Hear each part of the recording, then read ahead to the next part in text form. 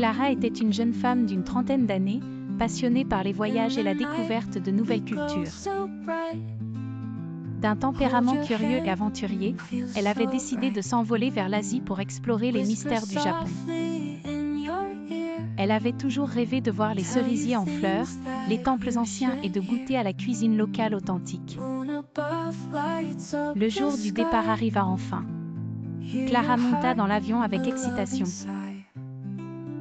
Elle s'installa confortablement à son siège, s'apprêta à lire un roman qu'elle avait acheté spécialement pour ce vol.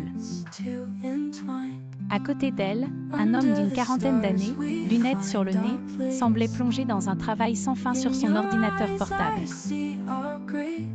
Le vol se passa sans encombre jusqu'à ce que l'appareil traverse une zone de turbulence sévère. Les secousses étaient si fortes que les bagages dans les compartiments au-dessus des sièges commencèrent à tomber.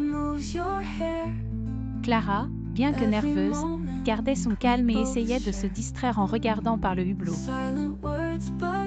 Soudain, l'homme à côté d'elle ferma brusquement son ordinateur et se mit à parler avec une voix tremblante. « Vous semblez si calme, comment faites-vous » Clara lui sourit et répondit « J'ai appris qu'il vaut mieux accepter ce qu'on ne peut pas contrôler. Ces turbulences ne sont qu'un épisode passager. » Il hocha la tête, semblait plus apaisé par ses paroles. Les minutes passèrent, les secousses diminuèrent et le vol retrouva sa tranquillité. L'homme, désormais détendu, se présenta. « Je m'appelle Marc.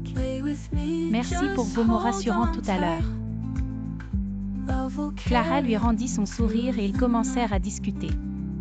Marc, consultant en informatique, se rendait également au Japon pour le travail, mais il rêvait depuis longtemps de voyager pour le plaisir. Ils échangèrent des histoires de voyage, des conseils pratiques et des anecdotes. Avec le temps, ils découvrirent qu'ils avaient beaucoup en commun. Les heures passèrent rapidement, et ils réalisèrent à quel point une conversation agréable pouvait transformer un vol de plusieurs heures en une expérience des plus plaisantes.